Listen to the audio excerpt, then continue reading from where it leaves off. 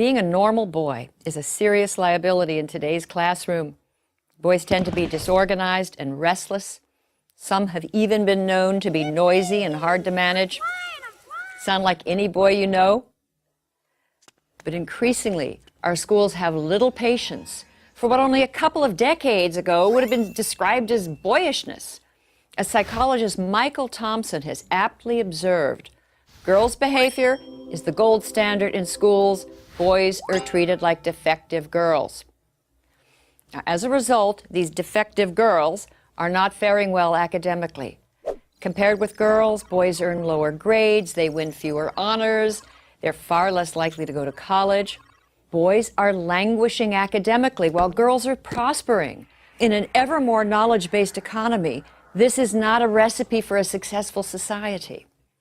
We need to start thinking about how we can make our grade school classrooms more boy-friendly.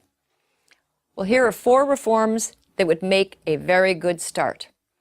1, turn boys into readers.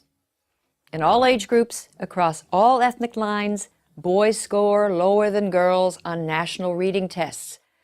Good reading skills, need I say, are critical to academic and workplace success.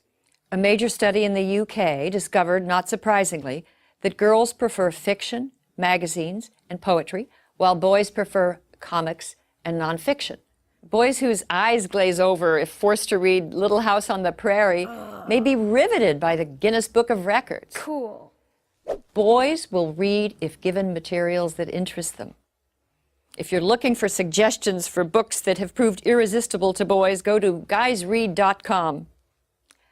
2, inspire the male imagination. Celebrated writing instructor Ralph Fletcher contends that too many teachers take what is called the confessional poet as the classroom ideal. Personal narratives full of emotions and self-disclosure. These are stories girls commonly write, and these are prized, whereas action stories describing, say, a skateboard competition or a monster devouring a city, these are not.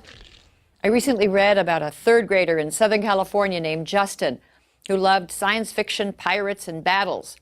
Well, an alarmed teacher summoned his parents to school to discuss the picture the 8-year-old had drawn of a sword fight, which included several decapitated heads. The teacher expressed grave concern about Justin's values. The boy's father was astonished, not by his son's drawing, which to him was typical boy stuff, but by the teacher's overwrought and female-centered reaction. If boys are constantly subject to disapproval for their interests and enthusiasms, they're likely to become disengaged and lag further behind. Our schools need to work with, not against, the kinetic imaginations of boys. 3, zero out, zero tolerance. Boys are nearly 5 times as likely to be expelled from preschool as girls. And in grades K through 12, boys account for nearly 70% of suspensions. Now, this is often for minor acts of insubordination and sometimes for entirely innocent behavior. Hardly a week goes by without a news story about a young boy running afoul of a school's zero tolerance policy. Josh Welsh, age 7, was recently sent home from his Maryland school for nibbling off the corners of a strawberry Pop-Tart into the shape of a gun.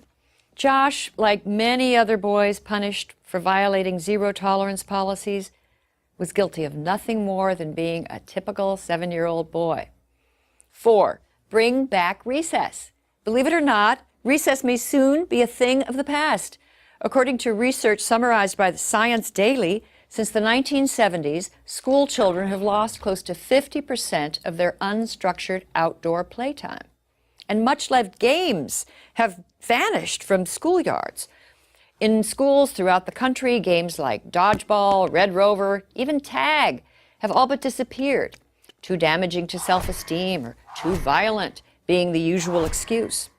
One popular classroom guide suggests tug of war be replaced with tug of peace. Boys need to work off their energy. They need to be free to play games they enjoy, and keeping them cooped up and inside all day will not help them learn. As our schools become more feeling-centered, more competition-free, more sedentary, they move further away from the needs of boys. We need to reverse the boy-averse trends. Male underachievement is everyone's concern. These are our sons.